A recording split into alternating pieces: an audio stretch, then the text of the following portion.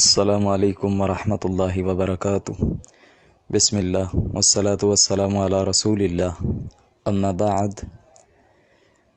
سوال پوچھا گیا ہے کہ فاریکس ٹریڈنگ کا کاروبار شرعی طور پر جائز ہے یا نہیں۔ موجودہ دور چونکہ ٹیکنالوجی کا دور ہے، اس لیے آئے روز پیسے کمانے کا کوئی نہ کوئی طریقہ ایجاد کر لیا جاتا ہے۔ انہی میں سے ایک فاریکس ٹریڈنگ بھی ہے۔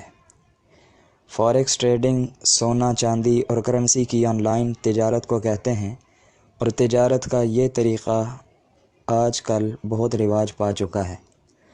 ہزاروں لوگ انٹرنیٹ پر بیٹھے لاکھوں روپے کماتے ہیں۔ چونکہ اس کاروبار میں محنت بھی کم صرف ہوتی ہے اور رقم تو نہ ہونے کے برابر خرچ ہوتی ہے، اس لیے یہ کاروبار معمولی رقم، کم محنت اور زیادہ نفع کی وجہ سے لوگوں میں بہت عام اور شہرت پا رہا ہے۔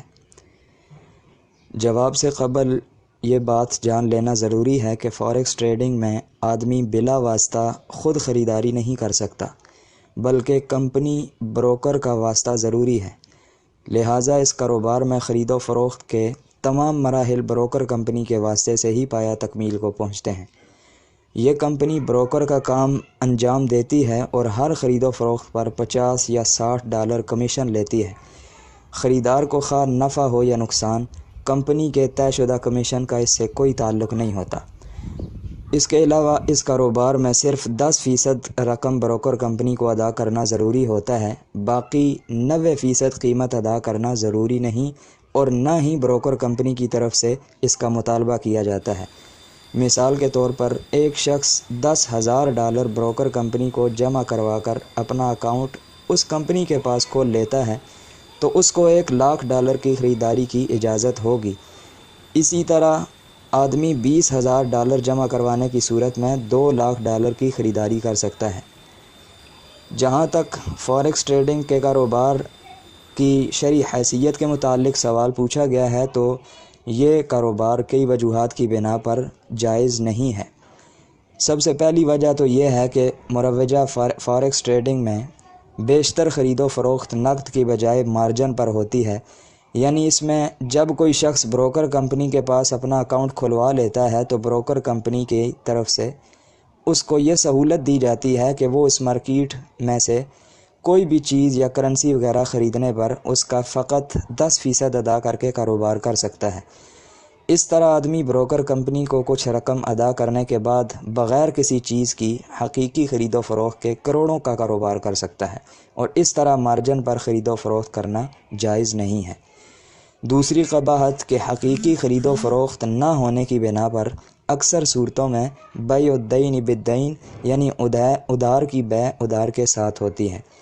تیسری قباحت اس فاریکس ٹریڈنگ میں یہ ہے کہ اسکرین پر محض اعداد و شمار کے بڑھنے اور گھٹنے کو نفع اور نقصان شمار کیا جاتا ہے، حصی طور پر کسی چیز پر قبضہ نہیں ہوتا۔ اس طرح یہ معاملہ سٹہ میں داخل ہوتا ہے۔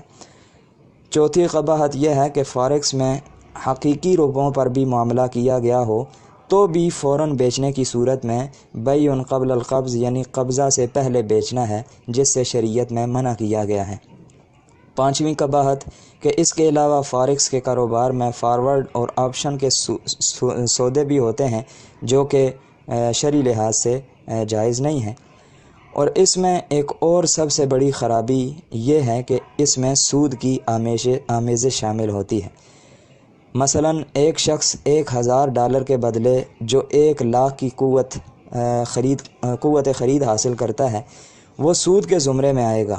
اسی طرح اس سودی پیسے سے کوئی منقولی سامان انٹرنیٹ پر خرید کرتا ہے اور اس پہ قبضہ کرنے سے پہلے اسے آگے بیچ دیتا ہے تو یہ ناجائز ہے۔